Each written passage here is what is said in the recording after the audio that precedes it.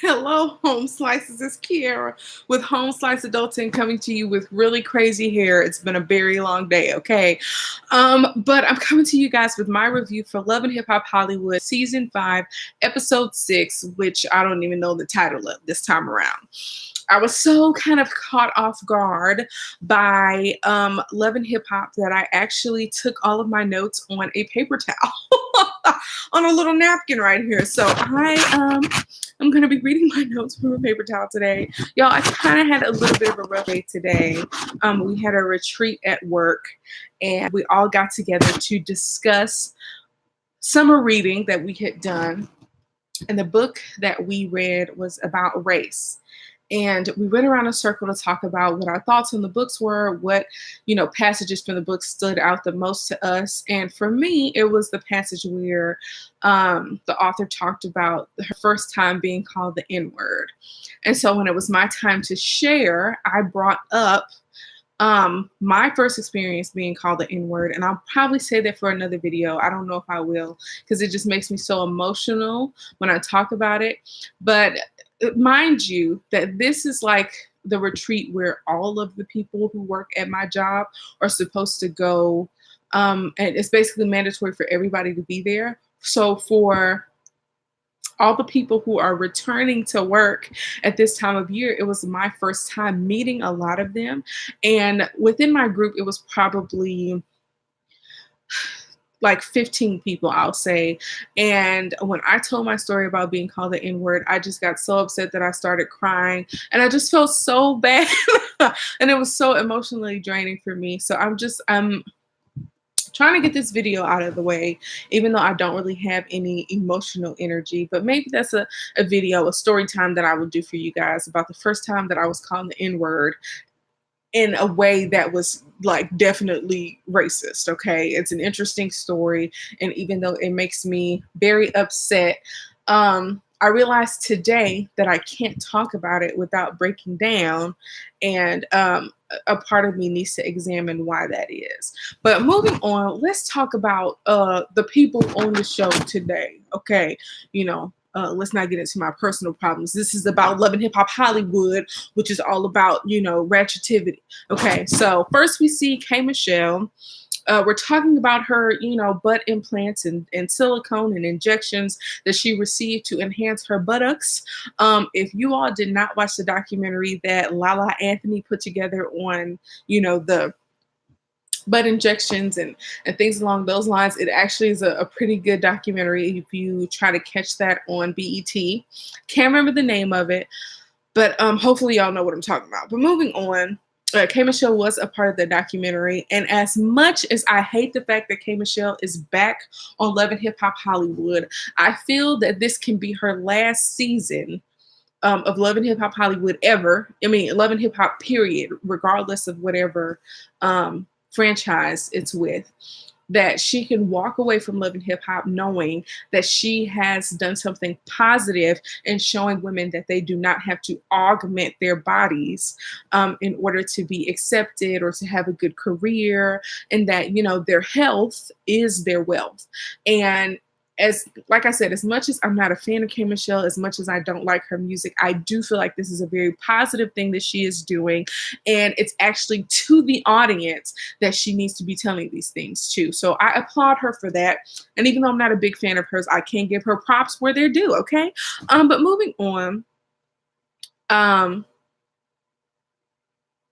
Moniece is in the doctor's office being messy, talking about the whole situation with Lyrica and A1. For Moniece and Lyrica to be cool now, she was very quick to tell Lyrica's business to somebody who's not getting along with Lyrica right now, okay? But moving on, K Michelle breaks down when she's talking to the doctor. And the doctor is basically saying there is probably going to be irreparable damage from these butt injections. And living 5 years of her life with the butt of her dreams does not overshadow the fact that she has had to spend so much money and so much time on reversing the damage that she did to herself. So I hope that this is a PSA to all the young ladies out there who are absorbing all of the messages that say that you are not pretty enough, you are not buxom enough, you are not curvy enough, your butt isn't big enough, your boobs aren't big enough, your hair isn't long enough, your hair isn't the right texture. Learning to love yourself is the first thing that we should teach our children, and particularly our little girls. And I'm going on this too long, but it is a very important message. Moving on, we see Apple Watts and Lyrica doing a stripper workout in the booty walk, okay?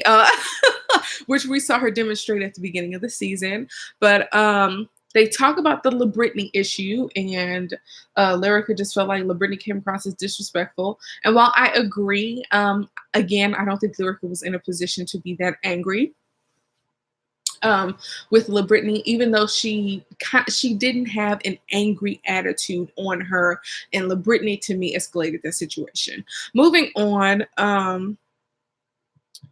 Lyrica says that she and A1 are in a little bit of a better place after the whole situation with Rockstar happened. Lyrica no longer talks to Rockstar, and she and A1 are kind of on the verge of working it out. He seems to be coming around now that he sees that Lyrica really has his back. Moving on, Apple talks about her father and saying that she found her father and that he is calling her now. And the dad was not there for her. She went through the foster care system and aged out, and he moved on with his life and basically left her behind. So she does not know how to feel about that abandonment now that he wants to be a part of her life. And that is a Yama Fix My Life episode if I've never heard of one. Okay. But moving on. We see Tiara and Akbar really quickly. Tiara actually looks really good, but she also looking like a fool, okay, as we see later on in this episode. Next, we see Brooke and Bridget going in Paris eventually, going to get makeovers. And Brooke tells Bridget about the Marcus Stasia situation, which we talked about last week. Brooke asks for help from Bridget to help her with a special surprise or something that she has for Marcus. And Bridget just says, yeah. I understand that y'all are new friends, and that y'all need to shoot together for this show to get a check. But I don't agree to nothing until I know what it entails. And unfortunately for Bridget, she's gotten herself involved in some stuff. But moving with Crazy Brooke. So Paris shows up and she talks about the whole Tiara and Akbar situation, about him being married, about her and Nikki contacting the person that Akbar is married to. And then Brooke says that she knows that she's known Akbar for 5 years, that he dated a few of her friends, and that most recently she saw him with another woman, very light skinned, which means that she was not, which means that Brooke did not see Akbar with Sade. He saw her with some other chick wearing the symbol of his gem on her shirt. So, later on, Paris puts two and two together, but they're trying to collect enough evidence to take to the court of Tierra Marie. And we see how that unfolds later. Yes, so moving on, we see A1 and Marcus at some type of video shoot. Look, I'm not into body shaming anybody, but I do think it's a little weird that A1 has his shirt open when he does not have the typical body of a man who has his shirt open. Not gonna get into that, okay? But moving on, A1 feels very confused about his situation with Lyrica. On one hand, he's very upset with the way that Lyrica has not been forward and forthcoming and honest about the situation with Safari. And on the other hand, he feels like she really had his back in that situation with Rockstar. And now he's gotten to the point where he's kind of ready to make amends. So he talks to Marcus about the whole Brooke and Stassi situation. Again, we talked about that last week. And Marcus is under the impression that this sexy little weekend that Brooke is planning is about them sleeping together. And he knows that the prerequisite for sleeping with Brooke is marriage. But he thinks he gets to skip the marriage part. You're a fool, Marcus. Moving on.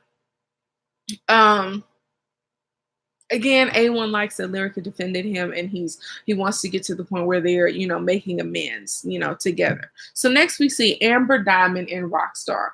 Amber Diamond comes on the screen, and I'm like, she looks familiar. And when she said, "Y'all may know me as the ex-girlfriend of Cisco," we all had to pause and be like, Cisco. Now, when I hear Cisco, I think, ooh, they're just so scandalous, and I know I'm can handle it. So you're shaking that thing like the inch.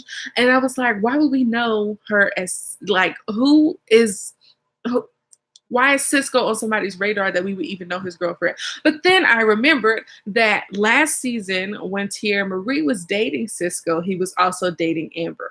So now this is kind of making sense and coming full circle.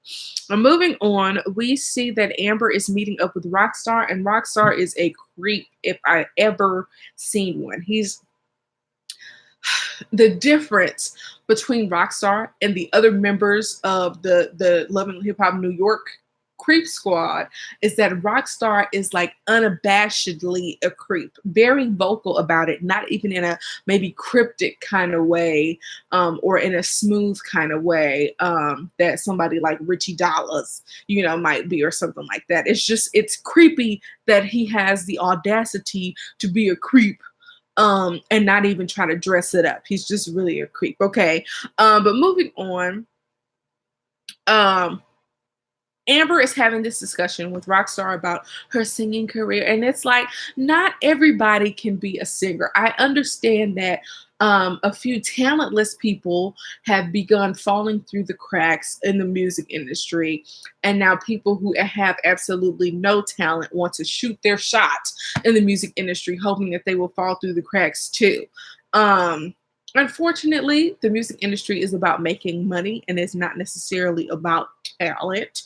Um, so it just increases the number of people who think that they can do music when they really can't. It increases the number of bad songs um, that come out, and it's bad for us, and it's the opposite of music to our ears. Okay, but Amber thinks that she has some type of talent, and Rockstar again is about money and is not about the quality of his work and working with people who are actually talented. So moving on, Shun Love comes up, and apparently Shun Love is Amber Diamond's very young looking mother, and she is also her momager. Something about Amber screams to me that she is too old to have a momager, or something about their relationship comes off. I mean, I guess you're never too old to have a momager, because Usher had a momager that, really worked for him, and then he fired her, and then his career has never been the same. Okay. But their relationship comes off as if Amber is a minor. I don't know how old Amber is, but their relationship is a little odd to me. Shun Love, I want to call her Chun Li so bad, is a young mama manager, and Rockstar basically demands 20,000 deposited for a track, and the other 20,000 when the track is over with. And Shun Love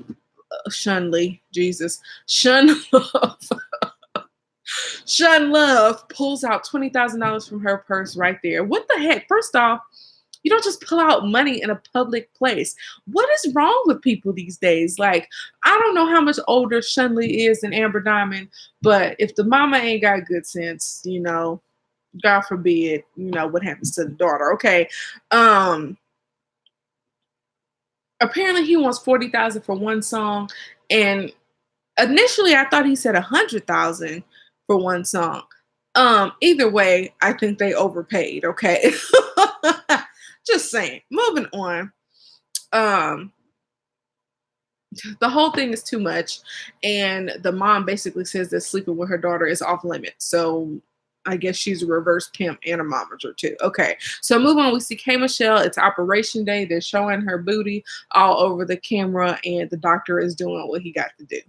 Moving on, we see Apple Watts talking to her father, John Watts, and Apple's dad claims that he didn't know that she was in the system. Now I'm about to get real Iyanla on you guys. How can you have a daughter that you love and not know that she is navigating her way through the system. Okay. You have sex with a woman and she has a baby and you don't know where that baby is. That is your responsibility, daddy. Okay. Don't try to blow off. It bothered me how much he wanted to skate over the fact that he was not aware that his daughter was going through the foster care system. And I like that Apple Watts has this attitude of where she's not going to take his excuses. And as much as she wants to have a relationship with him, she has so many reservations and she speaks openly about those. And people are different. There are some people who have longed so much for that parent that abandoned them to come back into their lives that they accept them back into their lives with no questions asked. And sometimes it works out fine. But for Apple Watts to really listen to her heart and say, you and I need to do some type of counseling, some type of talking in order for us to work through these issues, because she can't just erase the years of her life that he had abandoned her, the fact that she knows that he raised 4 children on his own, that he claims that he would have came and got her and brought her to his house or whatever. Just full of excuses. So he did offer to pay for therapy for them to work through their issues, and it's like, that's the least you can do. Okay. That's the absolute least that you can do. So I hope that they can work it out. But even if they can't, I just hope that Apple Watts finds herself in what she's supposed to be doing. Moving on, we see Lyrica and A1. They are finally talking. And Lyrica finally says, with no pomp and frills, with no attitude, that she is not and has not done anything with Safari. And A1 is accepting of that. They say that they have each other's backs and that A1 is not going to work with LaBrittany off of the strength that Lyrica is was disrespected by LaBrittany. And I respect that. We all know that Lyrica has a funny relationship with women who want to work with her husband as a producer. But I do think that LaBrittany went too far. And I do think that A1 is doing the right thing by not working with her anymore. Lyrica said that she hasn't talked to Rockstar since the situation. And now that they have all these extra people, outside of their lives, they, are going to be doing a lot better until the next episode, clearly. But moving on, she reveals that she is pregnant and they plan out how they're going to tell their family members. Pregnancy news, congratulations. I hope they raise a great child. The low-hanging fruit is that if what Safari says is true, that he and Lyrica messed around, there are definitely going to be people who assume that the baby belongs to Safari. I don't ever want to say that because I'm not going to get into that. I'm not going to be negative and feed into that negativity. I hope that it is A1 and Lyrica's baby and that they raise the child in the way that a child should go, okay? But moving on, we see K. Michelle again. Moniece is there and she's draining fluids out of her backside and she's being vulnerable. And I like the vulnerability, but immediately after she's being vulnerable about how, this whole butt situation has impacted her life, she talks about getting revenge on the people who are fake friends. My first thought is she's talking about Paris. Has Paris been there for K. Michelle since they kind of made up? My instinct is to say no. Okay. Moniece, interestingly enough, offers some advice that Moniece for sure ain't never took about letting people have power and forgiving people. Moniece is the pettiest person on this show, probably in the whole Love and Hip Hop franchise, okay, that will get back at you for saying zippity doo dah. Okay, so take your own advice, Moniece. Okay, it was good advice, so you just gotta absorb that into yourself, okay, and don't just give it away. Keep some for yourself, okay. But moving on, we see Rockstar and Amber. And y'all, Amber is in the studio doing the laziest rendition of her song Drive By. And I am so not interested in the fact that Rockstar is so fake and that He is okay with taking that woman's money and working magic to make Amber Diamond sound good. Um, Something about it is just like a skeevy, like nasty person that like just cannot be trusted. On one hand, he's telling her she's like Mariah and Whitney, and on the other hand, he's like, "What the heck, I'm gonna put some magic on a tragic, like." Oh, you're so fake and you're such a blatant creep, okay? Amber's telling him about her problems. He's doing a fake violin and everything, and it's like he's just not a good person. And it's not even to the point where he's like entertaining to watch his hijinks and shenanigans. It's like I'm creeped out by the fact that you are such a creep is the feeling that I'm getting. Okay. But moving on. Um Now they did show Amber's song Drive By. They did play it at the end of that particular segment, right before the commercial came on. And when I tell y'all that Rockstar performed some magic, that man performed some magic. That song sounded way better than what she did, okay? We'll get to see more of that next week. But moving on, we see Brooke and Bridget. And Bridget is an intern doing assistant stuff for Bridget regarding the surprise for Marcus. Apparently his mama is invited and they're having a hard time for her to come to this actual event. There's some dresses that she's trying on. Moving on, we see Paris and Nikki doing some more recon regarding Tiara's romantic life. They find someone named Alejandra, who is a trainer in Akbar's gym. She claims that it is her gym along with her man and that her man is in the music business. And immediately she says, I'm dating a guy named Akbar. So Nikki shows up late, of course, and they talk about Akbar. Alejandra is immediately defensive. Why you want to know so much about Akbar? They don't want your man because everybody has already had him, okay? They are concerned about Tiara, and the way Alejandra is putting it is a sister-wives situation, and Nikki says that sister-wives, okay? And she's like, no, it's not like that. It's what it sounded like, and she's like, oh, Tiara is out here driving one of our cars. Our as in communal, like harem, like she's driving one of the harem's cars. What?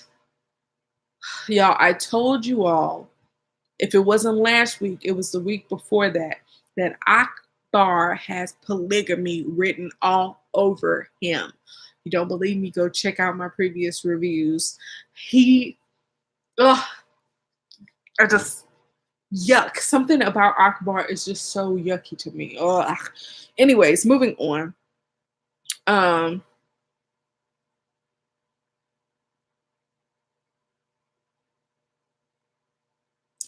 And it's Akbar. He's not even cute. He's not even that cute. Moving on. We see Lyrica and A1's family getting together, about to receive the wonderful news that they are bringing a brand new life into the world. And off rip, is it Lloyd or Floyd? Shoot, I can't remember which one. I think it's Lloyd, which is A1's brother. Is like, what's she doing here? What make you think you can talk to somebody's wife like that?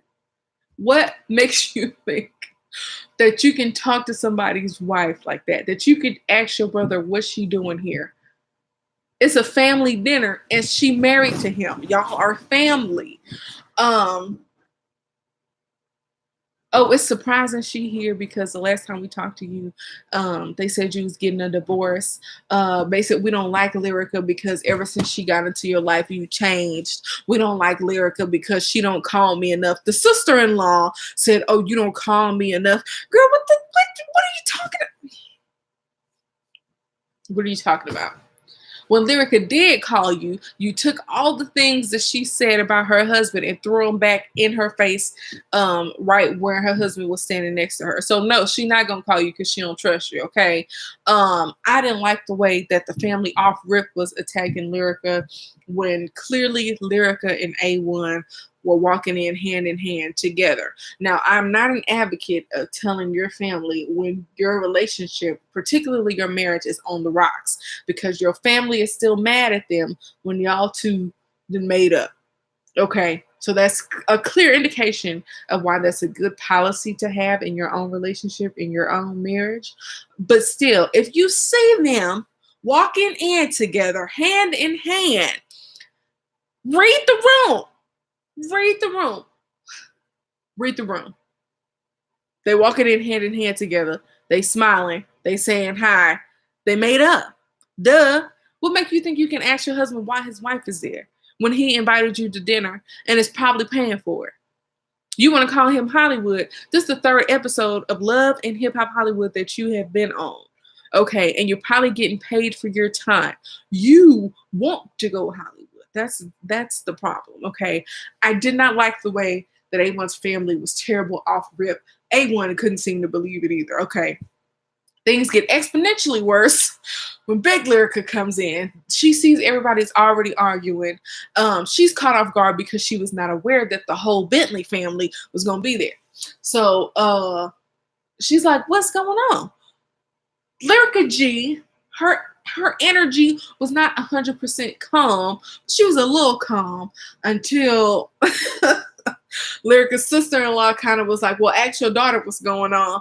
And then that just set everything off. Next thing you know is drinks flying. Lyrica's old pregnant behind is picking up chairs and everybody is fighting, throwing drinks. Don't call my mama a B word. I'm with Lyrica on that. Don't talk about my mama. Okay. I'm with Lyrica on that. But they just get into a big fight. And this is, as much as their family has had discord, this is to me, the worst fight that they've had, because it's supposed to be a joyous occasion. It's supposed to be a celebration of bringing a new life into the world. And instead, it's just a big fight among people who don't know how to get along, unfortunately. And so, yeah, so next week, there's a lot of stuff going on. Let me tell y'all something. This is the first time I have been consistently entertained by any Love and Hip Hop franchise. Love and Hip Hop Hollywood is bringing it this season, okay? Next time on Love and Hip Hop Hollywood, we're going to get some resolve with the Safari situation. Ray J just couldn't stay out of it long enough to not have a conversation where A1 and Lyrica are on one side of the table, whereas Safari and is it Brooke, I think, or on the other side of the table. So that situation happens. Lyrica G seems upset that baby Lyrica is having a baby. So that wasn't the reaction she was hoping for. Okay. What else is going on? Tiara is going to confront Akbar and the sister wives. Oh God, that is like, it makes my skin crawl. I understand that some people in some religions practice polygamy, and that's all good, for them, all to the good for them. As a person who does not believe in polygamy, something about it just makes my skin crawl. What else? Y'all, some other stuff happens. Okay. Next week on Love and Hip Hop Hollywood. But tell me your thoughts. Tell me what you thought about this episode. Were you as thoroughly entertained as I was? What are your thoughts on Akbar and his whole sister wife polygamy situation? I told y'all, that he had polygamy written all over. Mm-hmm. But moving on, y'all. That's gonna be it for today. I am so drained, and it's time for me to go to bed. Peace out.